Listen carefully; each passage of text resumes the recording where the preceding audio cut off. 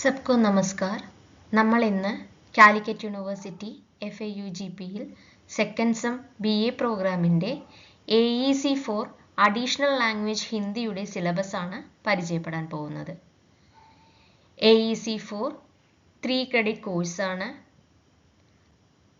Course code HIN2FA104. Hindi भाषा में संचार और रचनात्मक लेखन का विकास भाग 2. Enhancement in communication and creative writing in Hindi language part 2. ഇതിൽ യൂണിവേഴ്സിറ്റി 4 മൊഡ്യൂളുകളാണ് പ്രൊവൈഡ് ചെയ്യുന്നത്. ഇതിലെ ആദ്യ 2 മൊഡ്യൂളുകൾ ലിറ്ററേച്ചർ ആൻഡ് ഗ്രാമർ ആണ്.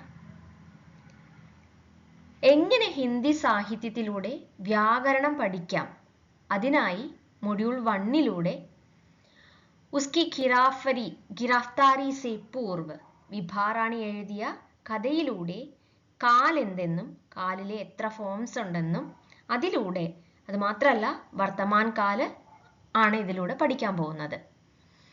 അടുത്തതായി മെക്ഡൊണാൾഡ് കമൽകുമാർ എഴുതിയ വളരെ മനോഹരമായിട്ടുള്ള ഒരു കഥയാണ്. അതിലൂടെ ഭൂതകാലിനെ കുറിച്ചും അതിൻ്റെ ഫോംസിനെ കുറിച്ചും നമ്മൾ പഠിക്കുന്നുണ്ട്. മൊഡ്യൂൾ 2ൽ ലിറ്ററേച്ചർ ആൻഡ് ഗ്രാമർ തന്നെയാണ്.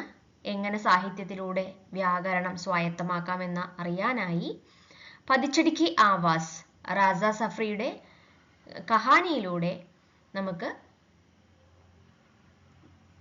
ഭവിഷ്യത് കാലം അതിൻ്റെ ഫോംസാണ് പഠിക്കാനുള്ളത്.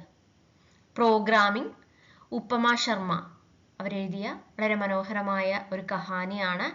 അതിലൂടെ നമ്മൾ ക്രിയാവിശേഷൻ അഡ്വേർബ് ഹിന്ദി ക്രിയാവിശേഷൻ എങ്ങനെയാണെന്നാണ് പഠിക്കാൻ പോകുന്നത്. അടുത്തതായി മാനവത രസഗുലെ വിഷ്ണു നാഗറുടെ അടുത്ത ഒരു കഹാനിയാണ്. ഇതിൽ സംബന്ധബോധക്, സമുച്ചയബോധക്, വിസ്മയാദിബോധക് എന്നീ ഗ്രാമർ പാർട്ട് എങ്ങനെയാണെന്ന് പഠിക്കാൻ പോകുന്നു. അടുത്തതായി മൊഡ്യൂൾ 3 മുഴുവനും പോയട്രീസ് ആണ്.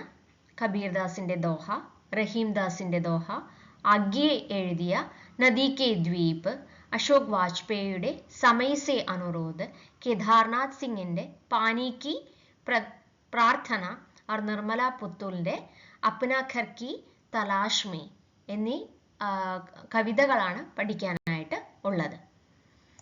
മൊഡ്യൂൾ 4ൽ grammatical cases in creative writing, അതായത് ഗ്രാമറിൻ്റെ തന്നെ കുറച്ച് മനോഹരമായ ഭാഗമായിട്ടുള്ള കാരക്കുകൾ ഏതൊക്കെയാണ്, അതെങ്ങനെയാണ് സെൻറ്റൻസ് കറക്ഷൻ, അതിലൂടെ എങ്ങനെയാണ് നമ്മൾ കാരക്കിൻ്റെ കറക്ഷൻസ് എങ്ങനെയാണ്, പ്രിപ്പോസിഷൻസ് എങ്ങനെയാണ് എന്നുള്ളതൊക്കെയാണ് നമ്മൾ പഠിക്കാൻ പോകുന്നത്.